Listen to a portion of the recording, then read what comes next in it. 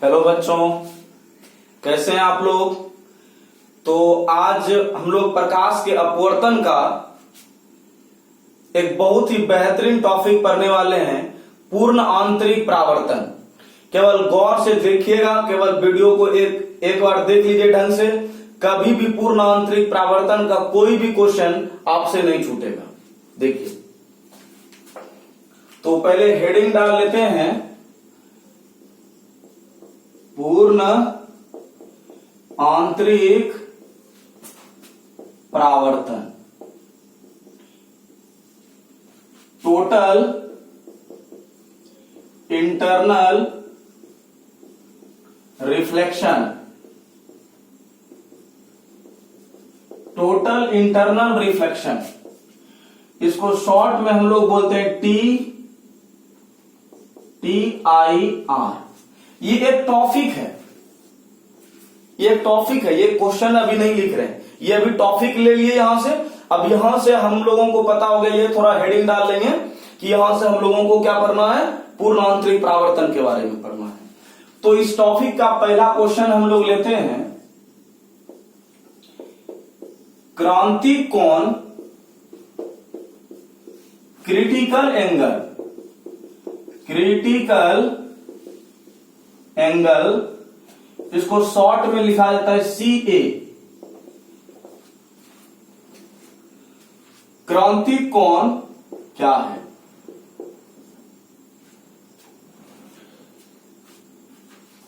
पूर्ण आंतरिक परावर्तन को अच्छे से समझने के लिए ये क्वेश्चन को समझना बहुत जरूरी है। क्रिटिकल एंगल, क्रांतिक कोण, इसको शॉर्ट में बोलते हैं CA। क्या बोलते हैं? CA क्या है? ये CAC है। CA का मतलब क्रिटिकल एंगल। अच्छा, आप लोग अपवर्तन पढ़ चुके हैं, और नहीं, जो बच्चे नहीं पढ़े हैं पीछे का वीडियो में जाकर के देख सकते हैं आप लोग अपवर्तन का। तो जब प्रकाश का अपवर्तन होता है तो दो कंडीशन होता है वहां पर। एक बार जब प्रकाश किरण सघन से विरल में जाता है तो अभिलंब से दूर हटता है, और एक जब विरल से सघन में जाता है तो अभिलंब की ओर झुकता है। तो इसमें से क्रांतिक कोण तभी बनेगा और पूर्ण आंतरिक परावर्तन तभी होता है जब प्रकाश किरण सघन से विरल में जाएगा। तो पूर्ण आंतरिक परावर्तन में आपको हमेशा सघन से विरल में किरण को ले जाना है, यानी वस्तु को रखना है सघन में। तो आगे का क्वेश्चन में हम लोग पढ़ेंगे कि पूर्ण आंतरिक परावर्तन का आवश्यक शर्त। तो पहले इस क्वेश्चन को देख लेते हैं। इस तरीका से मान लेते हैं, अपवर्तक पृष्ठ PQ, दोनों माध्यम को अलग करने वाली सतह अपवर्तक सतह है। ऊपर में मान लेते हैं विरल माध्यम है, विरल माध्यम, rarer medium,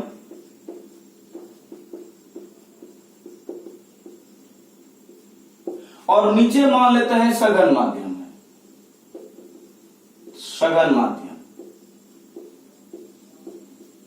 denser medium, denser medium.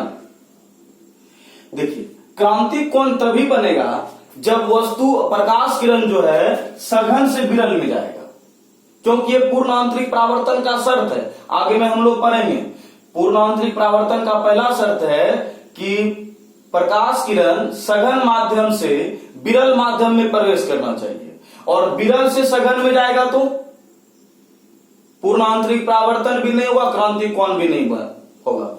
चलिए देखते हैं। तो यहां पर सघन माध्यम में एक वस्तु रख दिए, देखिए, एक प्रकाश किरण, इस पर पहले हम ऐसे सीधा डाल दिए तो ये सीधा ही निकल गया। इस स्थिति में प्रकाश किरण सीधा निकल जाएगा, तो यहां पर I भी 0 हो गया और R भी 0 हो गया। ये तो सीधा निकल गया, I भी 0 है और R भी 0 है यहां पर।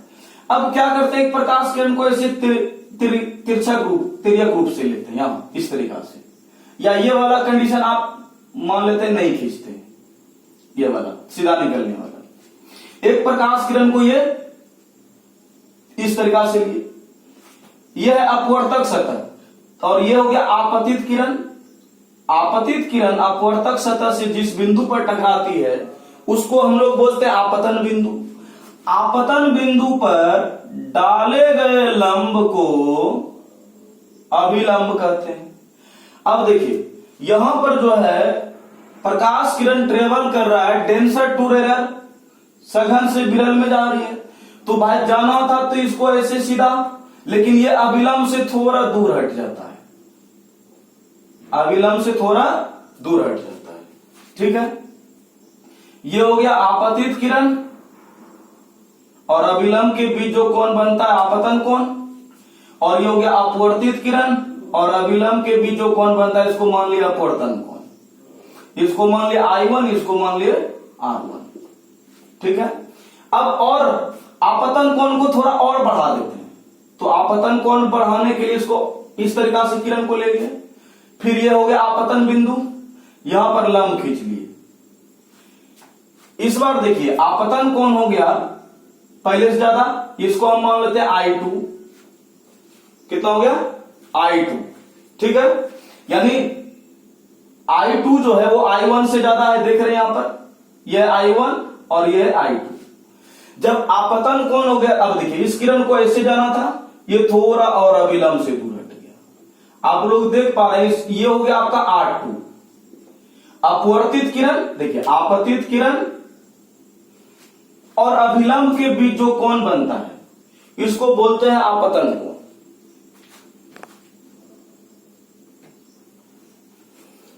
और अपवर्तित किरण और अभिलंब के बीच जो कोण बनता है इसको बोलते हैं अपवर्तन कोण।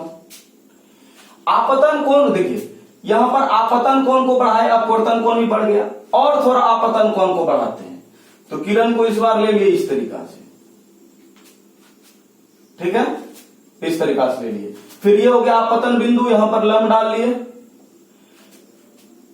अब जो है देखिए, और आप इस बार जो है ये हो गया और बढ़ गया, I3 हो गया। और ये जो है अपवर्तन कोण, अपवर्तित किरण इस तरीका से चला गया, तो ये हो गया, मान लेते हैं R3, इसको मान लिए। तो R3 का मान यहां पर कितना हो गया 90 डिग्री। R3 का मान कितना हो गया 90 डिग्री। अरे भाई ये सघन से विरल में जा रही है तो अभिलंब से दूर हटा, और आपतन कोण को बढ़ाया, अपवर्तन कोण बढ़ा, आपतन कोण को बढ़ाया, अपवर्तन कोण बढ़ा, तो अपवर्तन कोण बढ़ते बढ़ते कितना हो गया 90 डिग्री। तो इतना I3 लेने पर अपवर्तन कोण कितना हो गया 90 डिग्री। तो इसी I3 को हम लोग बोलेंगे क्रांतिक कोण, और क्रांतिक कोण को C के द्वारा सूचित किया जाता है। यह हो गया क्रांतिक कोण। इसी का इस आपतन कोण का संगत जो अपवर्तन कोण है कितना हो गया 90 डिग्री। इसी आपतन कोण को हम लोग बोलेंगे क्रांतिक कोण। यहां पर देखिए I1 छोटा है I2 से और I2 छोटा है I3 से, धीरे धीरे बढ़ाते गए। वैसे ही R1 less than R2 less than R3, यानी I1 छोटा है I2 से, I2 है छोटा इससे। तो ये धीरे धीरे आप इसको कोण को बढ़ाते गए, अपवर्तन कोण भी बढ़ते गया, अपवर्तन कोण भी बढ़ते गया, और बढ़ते बढ़ते अपवर्तन कोण हो गया 90 डिग्री। तो जितना आपतन कोण लेने पर अपवर्तन कोण मेरा 90 डिग्री हो जाए, इसी आपतन कोण को बोलेंगे क्रांतिक कोण, क्रिटिकल एंगल हो गया। ठीक है, सिंपल सा फिगर सबको दिखाई दे रहा है, कोई दिक्कत नहीं। अब इसका आंसर लिखते हैं।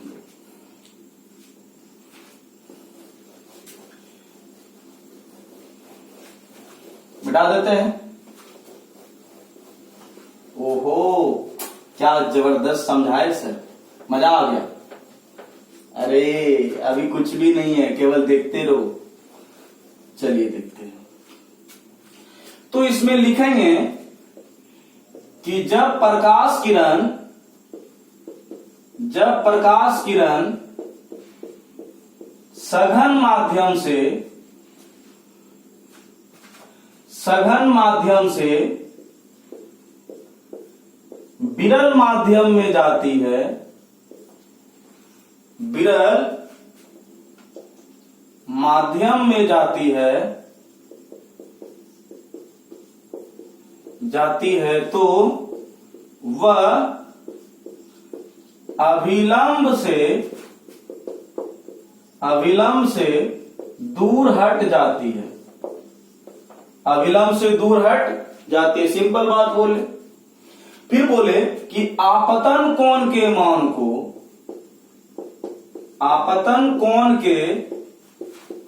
मान को क्रमशः बढ़ाने पर, मतलब धीरे धीरे आपतन कोण को बढ़ाए, क्रमशः बढ़ाने पर संगत अपवर्तन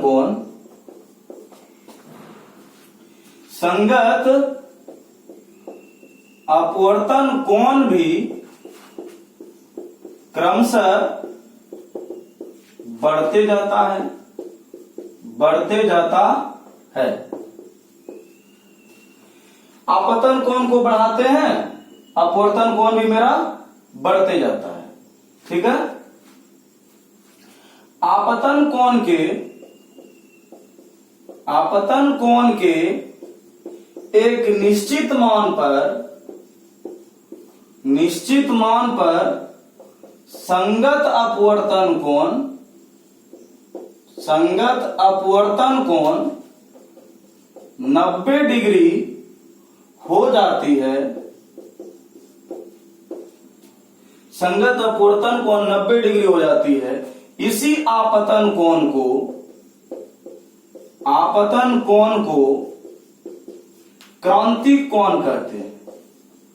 क्रांतिक कोण कहते हैं। चित्र में I3 का संगत अपवर्तन कोण R3 बराबर 90 डिग्री है, इसलिए I3 को क्रांतिक कोण कहेंगे।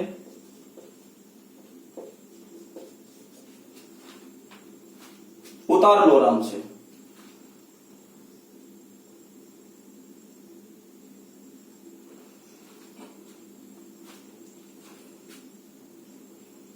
उतार लीजिए।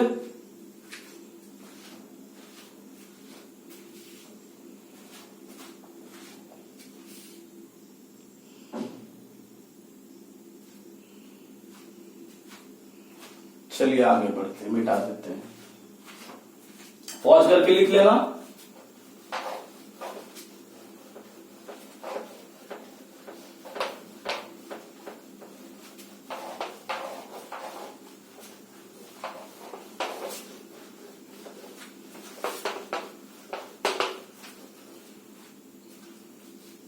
आगे इसे IC या C के द्वारा सूचित किया जाता है। IC या C के द्वारा सूचित किया जाता है। ठीक है।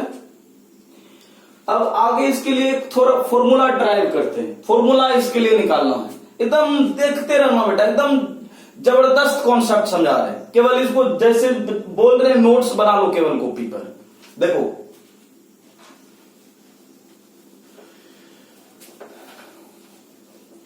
देखिए, इसमें तो फिक्स है कि प्रकाश किरण हमेशा सघन से किस में जाएगा, विरल में जाएगा, और सघन से विरल में नहीं जाएगा तो क्रांतिक कोण बनेगा ही नहीं। यदि प्रकाश किरण विरल से सघन में चला गया तो क्रांतिक कोण नहीं बनेगा।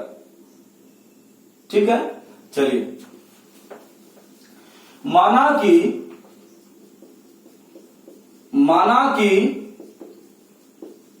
सघन माध्यम का अपवर्तनांक म्यू डी एवं विरल माध्यम का अपवर्तनांक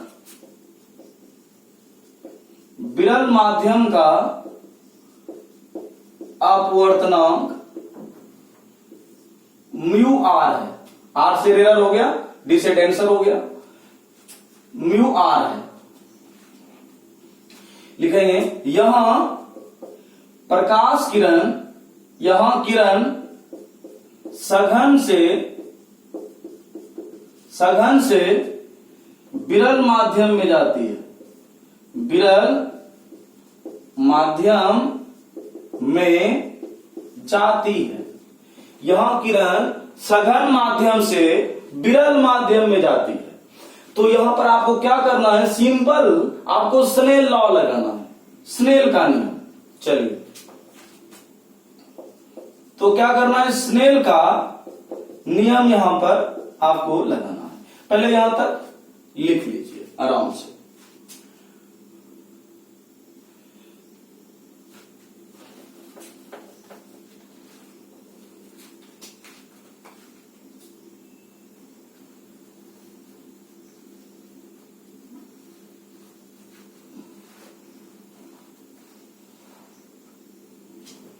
चलिए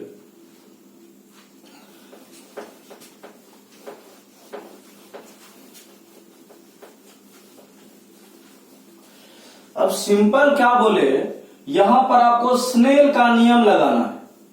स्नेल का नियम सबको पता है सर कि म्यू बराबर होता है साइन आई अब बटे साइन आर, कोई डाउट नहीं सर। लेकिन एक बात आप ध्यान दीजिए कि प्रकाश किरण जो यहां पर ट्रेवल करती है सघन से विरल में, यानी सघन से किस में जा रही है, विरल में। हमें किस तरीका से जा रही है, उल्टा तो इसका हो नहीं सकता है। तो देखिए यानी डेंसर से रेरर में जाती है, तो जिसमें जाती है वो लगता है पीछे, और जिससे आती है तो आती है किससे, सघन से आ रही है, मतलब अब विरल में जा रही है, तो जिसमें जाती है वो पीछे लगता है और जिससे आती है वो आगे लगता है, तो डी लग गया आगे। ठीक है, सिंपल बात। देखो जिससे प्रकाश किरण आती है तो इससे आ रही है, सघन से आ रही है, विरल में जा रही है, तो जिसमें जाती है वो पीछे लग जाता है। रेरर में जा रहा था, उसका अपवर्तनांक माने थे कितना, म्यू आर, और इसका अपवर्तनांक माने म्यू डी, तो ये लग जाएगा पीछे और ये लग जाएगा आगे। बताए हैं कि पीछे जो रहता है वो ऊपर चला जाता है और आगे जो रहता है, ट्रिक आप लोगों को बताए थे इसका, जो ट्रिक नहीं पढ़े हैं वो थोड़ा जो है यहां पर ध्यान दीजिए, और या पीछे का वीडियो में जाकर के आप ट्रिक इसका देख लीजिएगा। जाती है तो कहा पहले थी तो की एक ट्रिक बताए हुए आप लोगों को। जो अच्छा सिंपली यहां पर ध्यान दीजिए, जो पीछे है वो ऊपर चला जाएगा और जो आगे है वो नीचे चला आएगा। और यहां तो हो गया साइन आई अब बटे साइन आर। ठीक है, एक बात ध्यान दीजिए, यहां पर यहां जो है आई मेरा क्या हो जाएगा, सी क्रांतिक कोण, क्रांतिक कोण, और यहां पर आर मेरा कितना लेना है, 90 डिग्री, आर मेरा 90 डिग्री। अब देख बात क्या कर,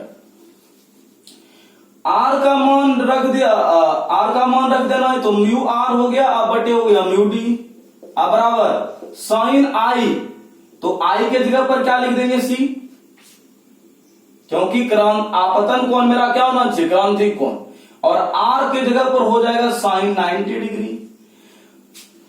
कितना हो गया, साइन 90 डिग्री। अब ध्यान दीजिएगा कि साइन 90 हो गया, साइन 90 का मान 1 तो हो गया म्यू आर अब बटे म्यू डी बराबर हो गया साइन सी। अब इसको उल्टा कर दीजिए तो क्या, म्यू डी अब बटे म्यू आर अब बराबर 1 बटे साइन सी। इसका ऐसा करने का रीजन क्या है, तो ऐसा करने का रीजन है कि देखिए ऊपर में है सघन रेरर माध्यम, विरल माध्यम का अपवर्तनांक, विरल माध्यम का अपवर्तनांक कम होता है और सघन माध्यम का अपवर्तनांक ज्यादा होता है। ठीक है, विरल माध्यम का अपवर्तनांक कम और सघन माध्यम का अपवर्तनांक ज्यादा, तो ऊपर में छोटा नीचे बड़ा, तो रिजल्ट 1 से कम आ जाएगा, और अपवर्तनांक का मान कभी भी 1 से कम होता नहीं है। ठीक है, इसी कारण से हम इसको उल्टा कर दिए, डेंसर वाला उल्टा, इसको उल्टा कर दिए तो ये भी उल्टा हो गया। चलिए देखते हैं।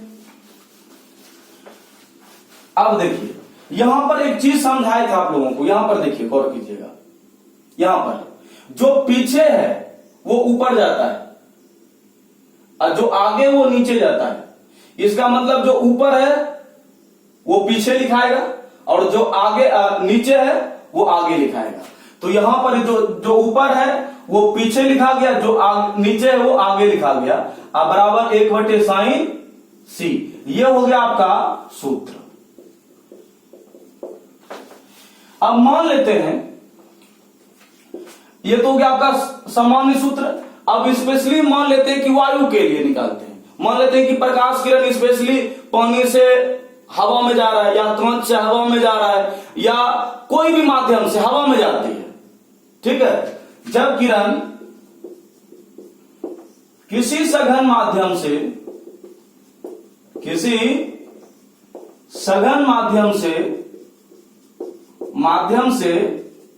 वायु में जाती है, जब वायु में जाती है तो यहां पर विरल माध्यम क्या हो जाएगा, म्यू आर का मान कितना हो जाएगा 1 हवा के लिए, और तब म्यू डी को हम मान लिए म्यू। तो यहां पर यदि आप रखिएगा मान, देखिए क्या हो जाएगा, तो म्यू डी को मान रख लिए म्यू, और म्यू आर का मान हो जाएगा 1, लिखा नहीं जाता है, बराबर हो गया 1/sin c। ये जब हवा रहेगा तभी के लिए, ये हो गया वायु के लिए, स्पेशली वायु के लिए उतार लीजिए।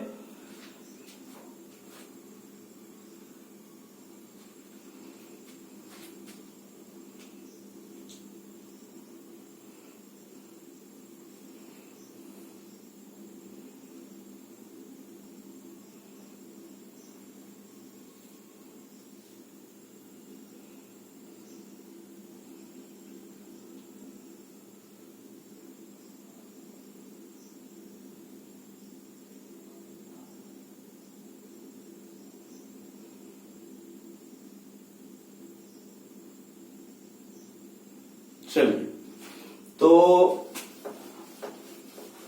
इसको मिटा देते हैं और कुछ रिमेंबर पॉइंट इसका देखते हैं।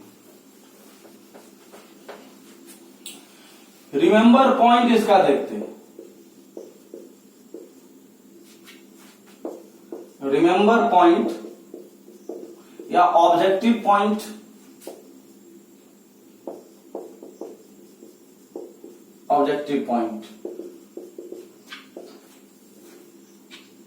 चलिए देखिए, पहला कि अपवर्तनांक जो होता है, अपवर्तनांक, पहला रिमेंबर पॉइंट, अपवर्तनांक क्रांतिक कोण के व्युत्क्रमानुपाती होता है, व्युत्क्रमानुपाती होता है, यानी उल्टा होता है। कैसे देखिए, म्यू बराबर क्या हो गया 1/sin c। अब देखिए एक बात गौर कीजिएगा, जैसे मान लेते हैं साइन थीटा है, तो यदि साइन थीटा में थीटा के मान को बढ़ाते हैं तो पूरा साइन थीटा का मान भी मेरा क्या होता है, बढ़ता है। कैसे, जैसे मान लेते हैं साइन 0 मान होता है 0, साइन 30 1/2 बढ़ गया, साइन 45 1/√2 और बढ़ गया, साइन 60 √3/2 और बढ़ गया, साइन 90 1।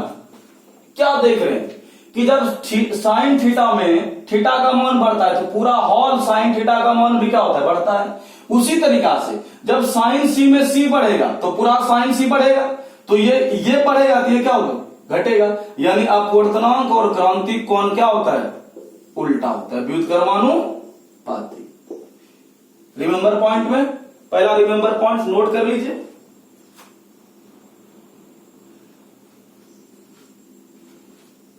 चलिए सेकेंड रिमेंबर पॉइंट,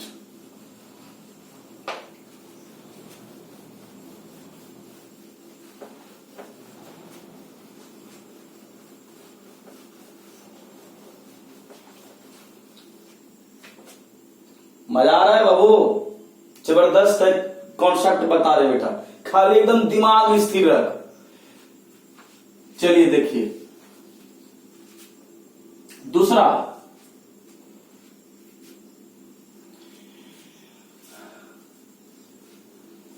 देखिए एक आप लोग कुशी का समीकरण पढ़े थे, म्यू बराबर ए प्लस बी बटे लेमडा का स्क्वायर। अपवर्तनांक और तरंग दैर्घ्य उल्टा होता है, तो अपवर्तनांक और तरंग दैर्घ्य क्या होता है? उल्टा होता है, ठीक है। और फिर अपवर्तनांक और क्रांतिक कोण भी क्या होता है? उल्टा होता है, ठीक है। चलिए जैसे, अच्छा आपको सर को पता है किस रंग का तरंग दैर्घ्य सबसे ज्यादा होता है, तो सिंपली सर सबको पता है लाल रंग का तरंग दैर्घ्य ज्यादा और बैगनी रंग का तरंग दैर्घ्य कम। आप लोग 10th क्लास से पढ़ते आ रहे हैं, नहीं सर पता ही नहीं है, भूल जाते हैं, तो याद रख। देख कलर होता है 7, VIB GYOR, विबग्योर, ये 7 कलर है अपना, ठीक है। तो नीचे लिख देते हैं VIB GYOR। सबसे छोटा ये, सबसे बड़ा वो, तो चिन्ह ऐसे लगेगा, लेस देन वाला ऐसे। ये हो गया आपका मिनिमम और ये हो गया मैक्सिमम, ठीक है। यानी लाल रंग का तरंग दैर्घ्य सबसे ज्यादा और बैगनी रंग का तरंग दैर्घ्य सबसे कम। देख अपवर्तनांक और तरंग दैर्घ्य क्या होता है? उल्टा होता है, क्योंकि ऊपर नीचे है। और ये देखिए नीचे नीचे है, मतलब दोनों सेम है, समानुपाती। नीचे